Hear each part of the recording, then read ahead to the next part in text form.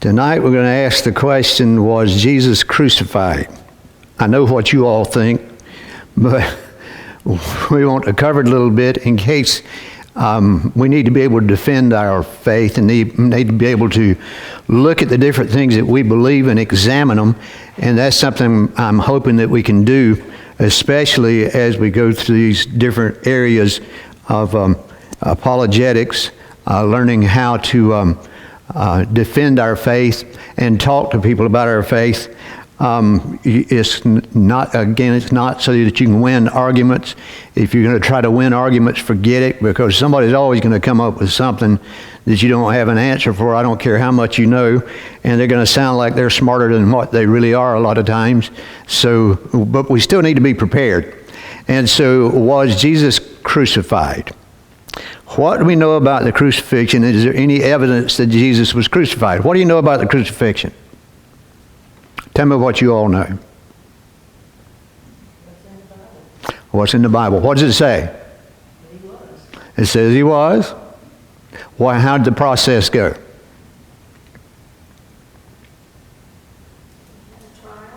Had a trial, okay. Had to go before Pilate, but let's skip all that. The crucifixion itself, how would you describe it? Carry his cross. He had to carry a cross, okay. He was nailed to the cross, okay. With two thieves. With thieves beside him, okay. Had other people crucified with him. All right, what else? Anything else you know? I'm sitting here trying to grasp the word evidence. Evidence? We read about it. Uh-huh.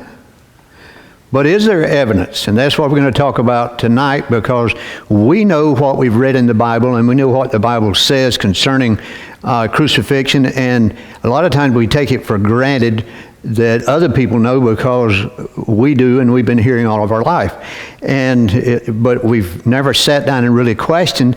And a lot of times I've found that there's people that grow up in Christian homes and they never question their faith and never look at reasoning behind it. And then they get off to school or to work, or they move away from where their parents are, and there will be questioned, and all of a sudden it all falls apart and their faith falls apart because they don't know the answers to a lot of these questions. So we need to be able to, as far as I'm concerned, to defend our faith. The more I learn about the crucifixion, the more I learn about the life of Jesus, the more I learn about the times that he lived in, the more I learn about all these things, the more confident I am in what I believe. And I think we can be on this. So there's some that we know about the crucifixion, but there's a lot that we don't think about when it's concerned crucifixion, okay?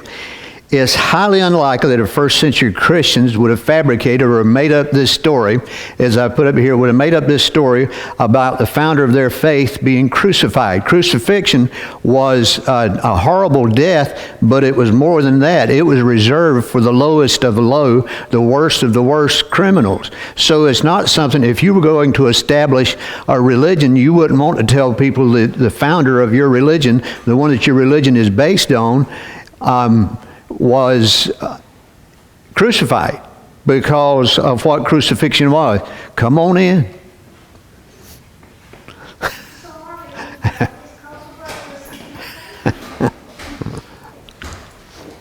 So anyway, in talking about the crucifixion, that's not something you would have made up, and you'll understand why in a minute. If you'd have been in first century religion, would you have I asked the question that I just talked about before, would you have used the fact that your founder was crucified? Would you have used that? So here's what the answer. It's almost impossible for contemporary people to comprehend the full obscenity of the crucifixion in the ancient world, of what it was really like and what it entailed. When we see the crucifixion, we think about the crucifixion, we think about the cross, and we think about Jesus hanging on the cross, and it's all horrible. It's all terrible. But we really don't get a picture of what crucifixion was. The closest thing that I have seen is the Passion that Mel Gibson did many years ago. I forgot how many years ago now. I think that did the best of anything I've seen to depict what a crucifixion was like, but it still was not close to what... Here's what I'm getting at. Think about this, and I'll use an issue that comes up a lot has for several years is slavery. We can think about slavery, and we can think about how horrible slavery was, and we can think if we were living back in those days, we would have not had slaves, and we would have known that slavery was wrong. That's what we think. But what if you'd been born into a family that owned slaves, and your father's family owned slaves, and your father's father owned slaves, and so on down the line? You would look at it differently than you do today. So trying to judge Thomas Jefferson by 21st century standards is totally unfair. To judge George Washington by 21st century, because your thinking was much different. Well, it's the same thing when it comes to the crucifixion. We need to go back and think the way they thought in those days in order to get an idea of what it was like. Beginning as early as the 3rd century, the very word crucified became a vulgar word. It was horrible if you said something. In fact, the next one I have, get yourself crucified, was the lowest of insults. I mean, if you really wanted to insult somebody, that's what you would say. That's what you would tell them. And I've read there's some things that I didn't really want to print on here that I read in looking and coming up with material for tonight. Things that occurred and people used that term, but that was like calling somebody a horrible name today is to get yourself crucified. That's why the Romans referred to Christian worship of a crucified God as foolishness, insanity, and idiocy. Why would you, as a Christian, say that the one you worshipped was crucified on the cross? Because in a Roman's mind, that was a horrible, horrible thing. And when we think about crucifixion, we think about some of the things I have here. But it says the shame of crucifixion ran deeper than nakedness and torture and taunting. When they hung the bodies on the cross to be crucified, in most cases, they didn't take them down. They stayed up there, and the birds of prey ate them. The animals around ate them. They'd tear them down off the cross. They would rot. They'd decay. I mean, it was a horrible, it was much, the worst we can think about, it was worse than that. And that's the reason they saved that for the lowest of the low in their particular time, in their particular way of thinking. You had to have really done something horrible to deserve crucifixion.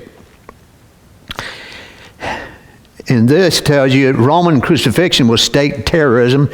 You use crucifixion, or they use crucifixion to keep people in line. That's the reason, in fact, I've mentioned this, I think, Easter Sunday or sometime.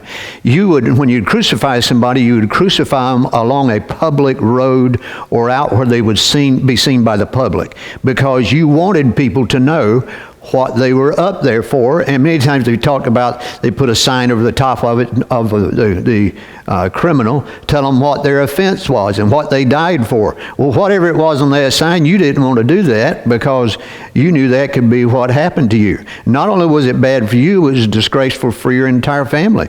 It was disgraceful for everybody because of how they looked at it. And it says here the norm was to let the crucified rot on the cross and cast aside for the carrion. And this down here, according to some critics, I want to read what he says here. According to some critics of the New Testament Gospels, John Dominic Crossan, has anybody ever heard of him? Okay, I have. I've listened to him interviewed many a time. Of the Jesus Seminar, for example, said that's exactly what happened with Jesus. The Jesus Seminar, I don't want to get too deeply into who they are and so on. It was started, I think, in 1985. And so I'll read you this quote. The Jesus Seminar holds that Jesus, as a historical human being, did indeed exist. This Jesus, however, was exclusively a naturalistic Jesus. That is, this Jesus might have had extraordinary qualities of leadership, charisma, or piety, but he was not in any way supernatural. According to the Seminar, the accounts in the Gospels of miracles like walking on the water or rising from the dead are almost certainly legends created by Jesus' followers to cope with his death and burnish his memory. Okay, this is called the Jesus Seminar, and they claim there was up to 200 quote, scholars that were in this, and they would read different things out of the manuscripts and so on. And the truth is, there was not as many scholars as what they would like to admit with this group. But this is, if you started a study about Jesus, and you assumed right up front, all of you assumed that there was no supernatural. If that's what you assume to start with, what kind of vision are you going to come up with about who Jesus is? No matter how much you study. There was no supernatural. There was nothing. The miracles didn't exist. Jesus was just a teacher that walked on the earth like anybody else. If you assume that up front, and that's what these people did with this group, they assumed up front that Jesus was just a human being just like everybody else. There was no different. Well, if you do that, then you're going to come up with things like Christian here, who said that Jesus died this way, that he was not. In fact, if you read more completely what he believed or what he said he was buried in a shallow grave, and the animals dug him up, and he was eaten and devoured, and his corpse rotted, and all that. He's just horrendous things that there's nothing at all to back up what he said, except for the fact of the way they did crucifixion victims at that particular time. And so they're assuming that's what occurred. This group has gotten smaller and smaller. I've heard at least Dominic interviewed several times about different issues, and he's always on the other side of anything that's supernatural or anything that has to do with Jesus' deity. He was not the Son of God and that type of thing. But he's claims to be a biblical scholar, and he's a very well educated, trained fellow, and some of them are. But like I said, if you begin your research assuming certain things, then you're going to come up with certain answers, and they're not going to be good ones. So what if it is true that Jesus' body hung on the cross and was consumed by decaying animals? What would that mean to us? That would destroy everything about our faith, about who we are. So that it's just like saying that Jesus was not supernatural. He was not the Son of God. He was a good teacher. Well, if he was a good teacher, would good teachers lie? Well, he had to tell lies if he was not supernatural. If he was not the Son of God, as he claimed to be, he would be a liar. So they say he was a good man and a good teacher, but he was not the Son of God. Well, you can't have both. C.S. Lewis talked about this quite a bit. But if he was a good teacher and an honest man and a good man, then he wouldn't have told the kind of things that he told. So, archaeology and literary evidence used to support this hypothesis, and you'll see the Roman general Varus crucified 2,000 Jewish rebels at once. While seizing Jerusalem in AD 69 and 70, Titus, the Roman general, crucified Jewish captives in view of the denizens of Jerusalem. In each of these cases, and in many, many other instances of mass execution, the bodies seem to have remained on the crosses. There, whether wild creatures reduced their flesh to dust and to dung.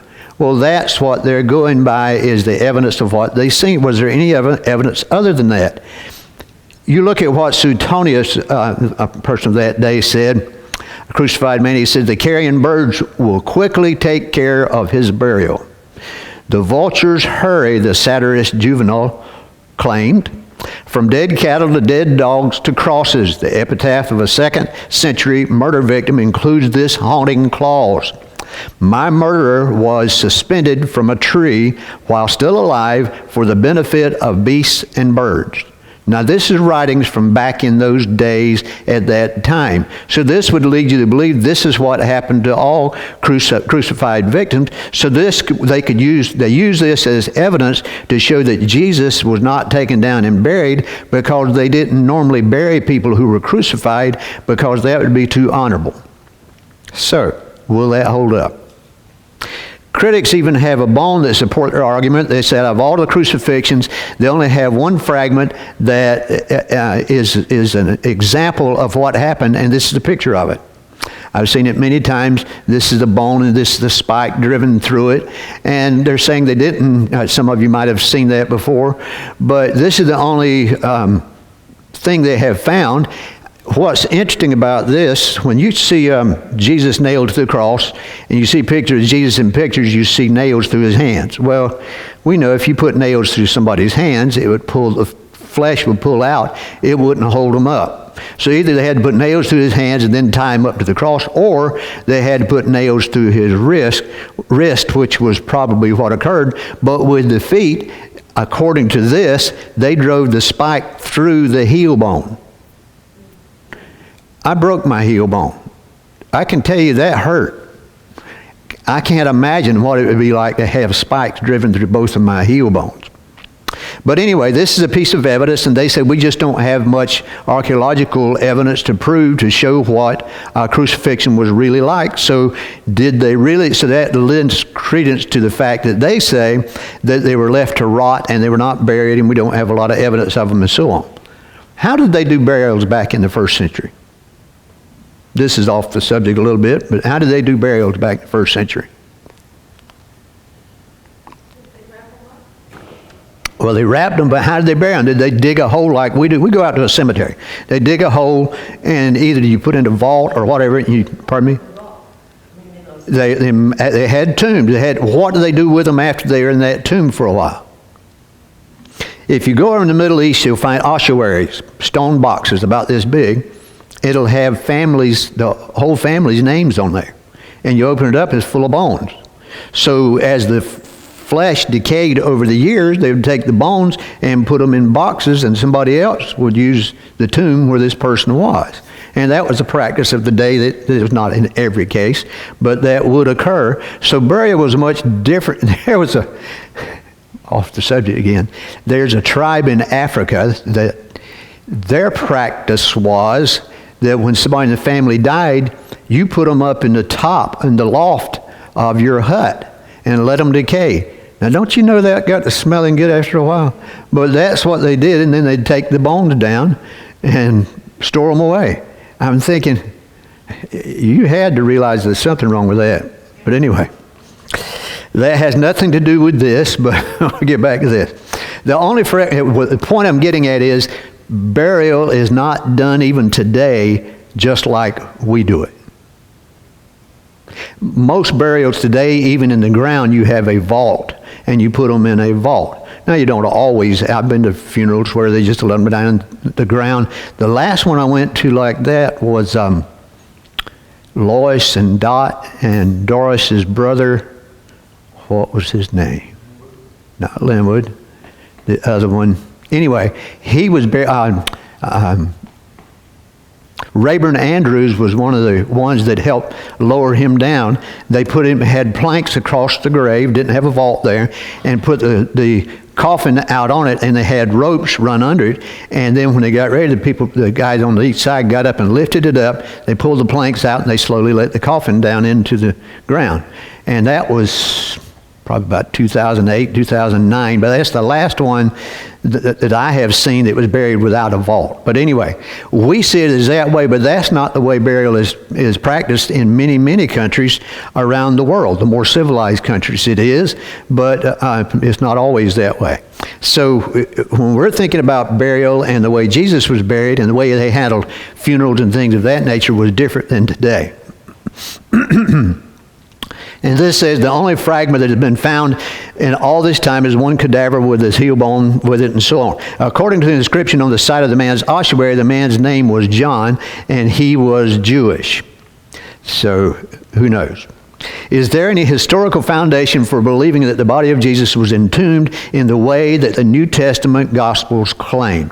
Now that's what we want to try to look at tonight, because we know that according to custom, Jesus being taken down, according to Roman custom, that he would not have been taken down, that he'd have been left up there, and they'd been not only mocked, and he would have died a horrible, suffocating, horrendous death.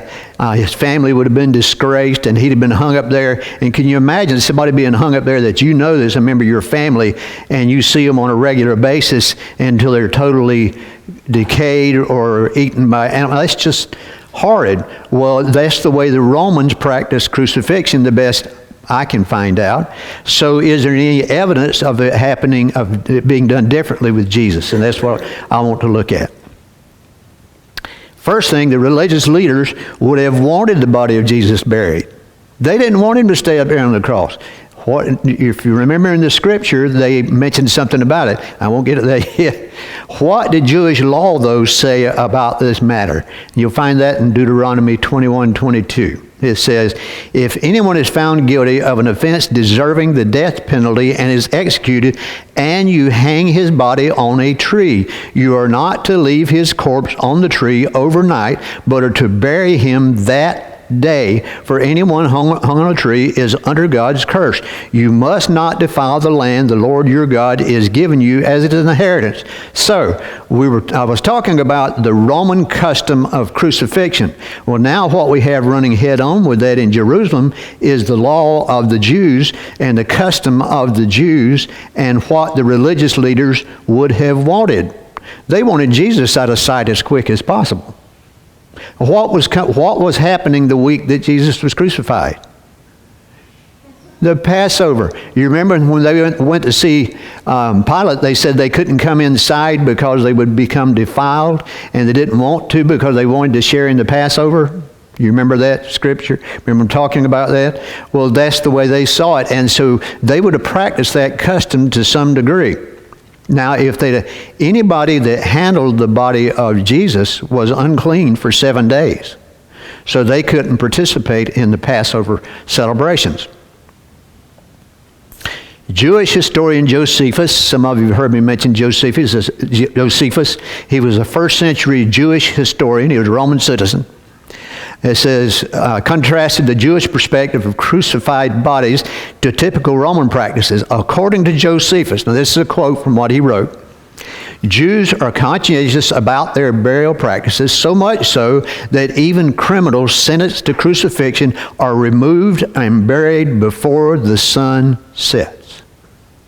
Okay, so we go back to the claim that Jesus would not have been taken down. It'd been odd for him to be taken down. And then we read what Deuteronomy says, what God's law tells them about people that are crucified or killed in any manner whatsoever, executed. And then you read what Josephus, a first century Jewish historian who was also a Roman citizen, in fact, what I've learned of Josephus, he was tried to convince a lot of the leaders in Jerusalem to give up their fight when they were being, at the time of 70 AD, when the temple was destroyed and the city was destroyed and so many of them were executed.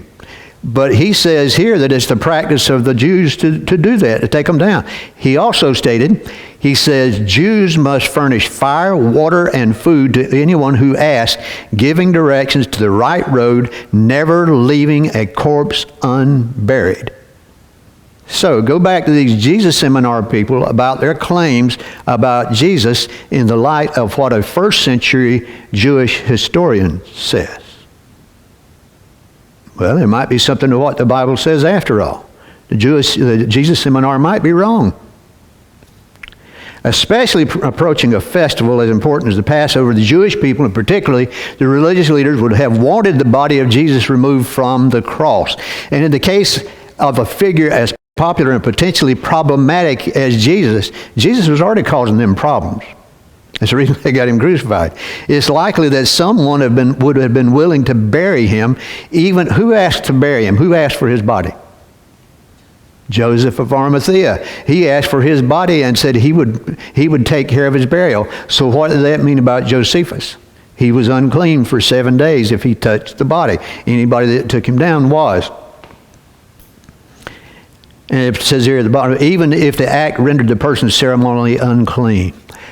This would have been incentive enough for the religious leaders to want Jesus' body buried. They'd want him out of sight. They'd want him out of the way. They would want to make sure he was buried or taken care of in a way that they didn't have to look at him and the people were not reminded.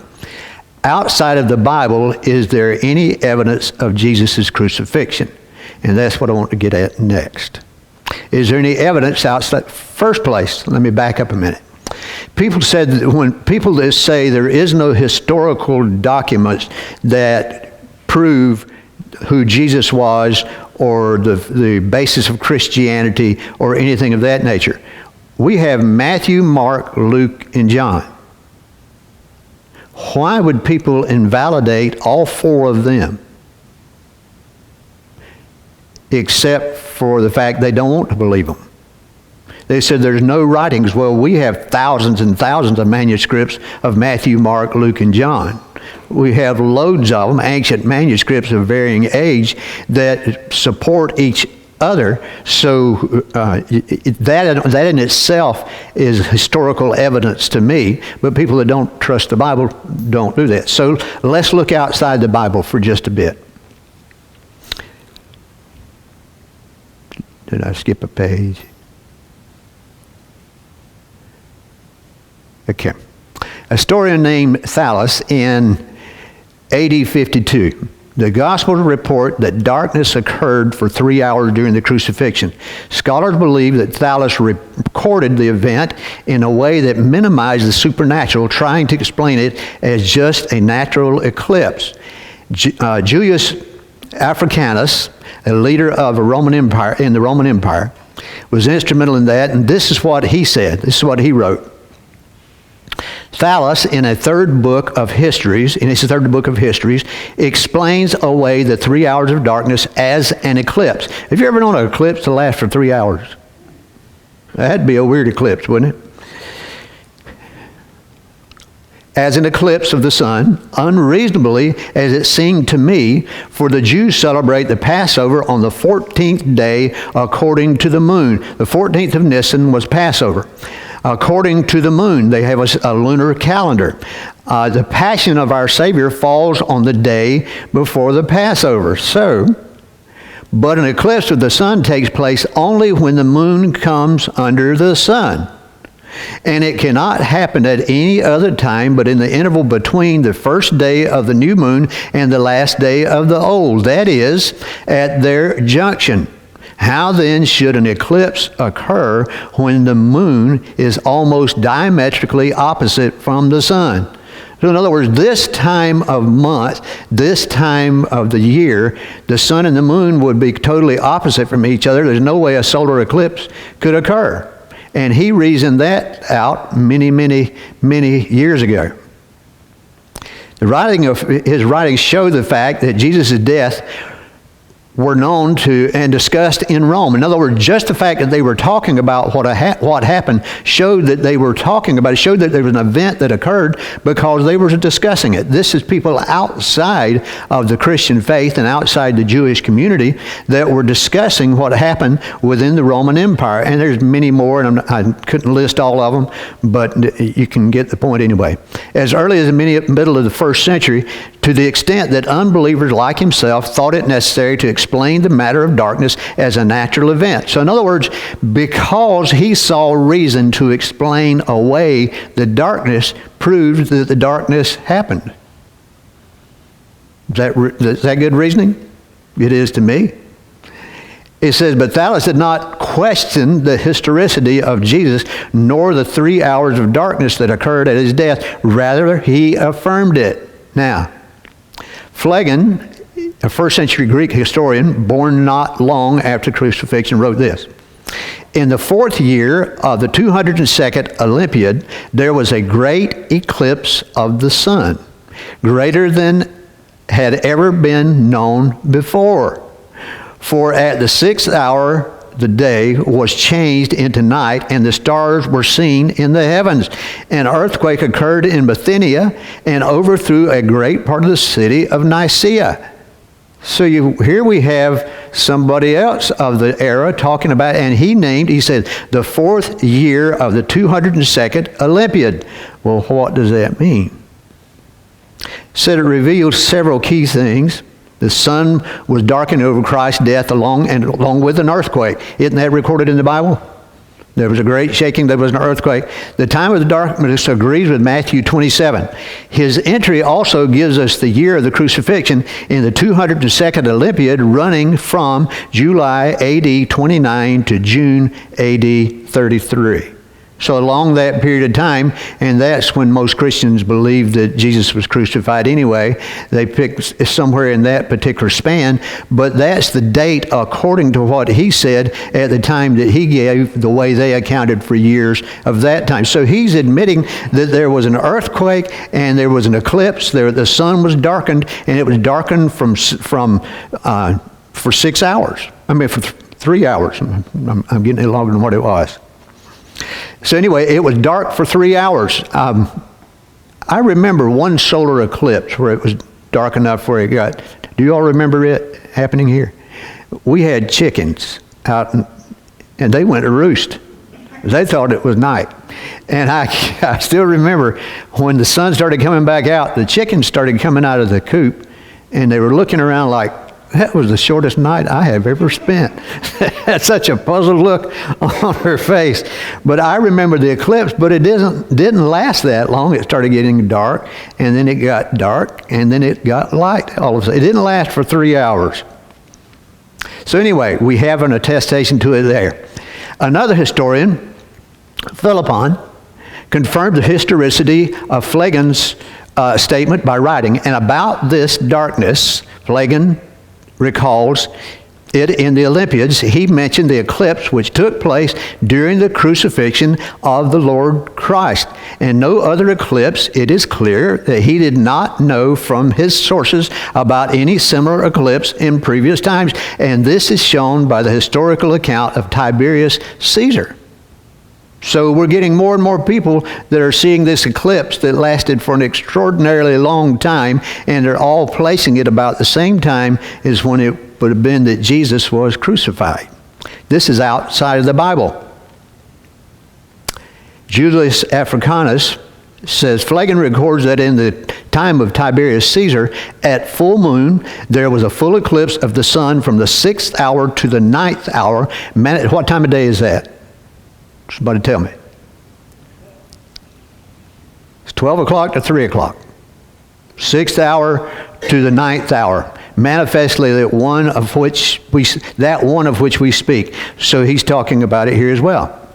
Additional writers, and I just list these, who refer to the same things, are Jonas Philopponus, Malleus, Origen, Eusebius, and Maximus. All of these mentioned the same thing. All of these were not Christians necessarily. They were people that reported the same thing, reported this event. Well, if you have all this many people, that's about 7 people that have reported the same thing, reported at the same time of year, at the same period of this happening, where they had this eclipse, 3-hour eclipse. That's a long, if an eclipse lasted that long, a lot of the bad things would have happened. Well-known historian Justin Martyr referred to Pilate's letter. Okay, he says this is what Pilate wrote. And at the time he was crucified, there was darkness over the world, the sun being darkened at midday, and the stars appearing. But in them there appeared no luster, and the moon, as if turned into blood, failed in her light. And in that terror dead men were seen that had risen. What does it say in the Bible? As the Jews themselves testified, and the fear of the earthquake remained from the 6th hour of the preparation until the 9th hour. Now, Justin Martyr says this is a letter that was written by Pilate. Well, we just have to trust Justin Martyr. But if you look in line with everything else we've already seen, that the recorded histories and so on, this would fit, and this could easily have been true. Tertullian, 180, 197. At that same moment, about noontide, the day was withdrawn, and they who knew not that this was foretold concerning Christ thought it was an eclipse. But this you have in your archives. You can read it there. In other words, you've got this recorded. You can read it yourself if you don't believe this is true. He continues. Yet nailed upon the cross, Christ exhibited many noble signs by which his death was distinguished from all others. At his own free will, he, with the word, dismissed his spirit, anticipating the executioner's work. In the same hour, too, the light of day was withdrawn, when the sun at the very time was in its meridian blaze. Those who were not aware that this had been predicted about Christ no doubt thought it an eclipse. What would you think if it got dark? That I would think something strange. If especially at my age now, if we had an eclipse that lasted 3 hours, I'd be concerned, wouldn't you? There's something going on here. Writing about the year AD 315, Eusebius, who was a historian for Emperor Constantine, wrote this: Jesus Christ underwent his passion in the 18th year of Tiberius AD 33. Also at that time, in another Greek compendium, we find an event recorded in these words: the sun was eclipsed, Bithynia was struck by an earthquake, and in the city of Nicaea many buildings fell. So we have more recorded. This was some 300 years later, but still that was many, many years ago, and he was going by the records of what they had. Matthew records that the temple veil was split. Is there any evidence for this? Before we go any further, what could account for the veil in the temple being split from what we just read? Earthquake. Well, recent archaeological discoveries reveal that the Temple of Jerusalem during King Herod's reign did in fact have a huge east-facing curtain, a veil, that was suspended on the eastern lintel in front of the metal doors marking the entry of the holy place. The AD 33 earthquake evidently displaced the temple lintel, tore the curtain, and shifted the pivots for the metal doors. If you'd had an earthquake of that kind, and there was a... Think about this.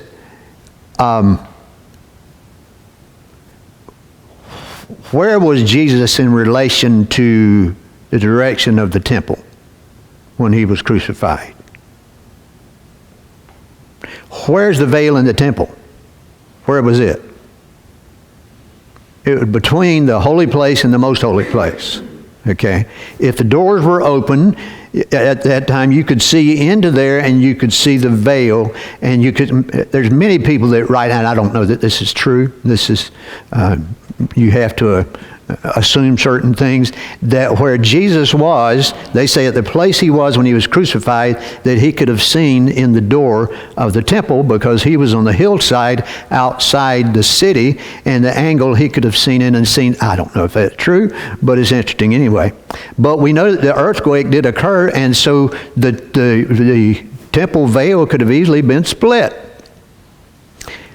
We don't have to do much research to find out there was an earthquake when Christ died. Even the federal agency, now get this, Natural Centers of Environmental Information documents this. Recent documentaries such as the Christ quake and the crucifixion quake have well substantiated the evidence for the earthquake that happened when Jesus died. Stunning evidence based on these two words that are here are things that Justin need to be here to tell us about. It has to do with geological things and so on. But anyway, because of the layers there at the time of the earthquake, it says these studies have even been reported in mainstream media outlets like NBC News and others. Renowned geologist Dr. Steve Austin's work on this topic has been published around the world. So there's a lot of people outside of the church and that have nothing to do with Christianity that are reporting on the same thing that occurred at the same time, and they're showing archaeological evidence as well as historical evidence that points to the fact that Jesus was crucified. We're not even going to talk about him being raised from the dead yet. That's another apologetic, but anyway. Finally, we have the centurion. You remember the centurion at the cross? What happened with him? When it turned dark for 3 hours and there was an earthquake, he said he feared greatly. He proclaimed, truly this was the Son of God. This was a centurion. A centurion was had to be a well-worn warrior, a tough fellow. And he saw that this was God, or this was the Son of God. He made that statement. You say that's in the Bible. Yeah. We have testimonials outside of the Bible of the darkness, the temple veil, earthquake, dead people rising from the graves, and the same-day conversion of a Roman centurion and his soldiers. These events were followed by Christ's resurrection and 2,000 years of changed history. Think about, have you ever thought about that? How much history changed because of the death, burial, and resurrection of Jesus. Things were changed completely. This evidence all mounts to a conclusion that leads to the obvious, miraculous conclusions. Do you have any questions?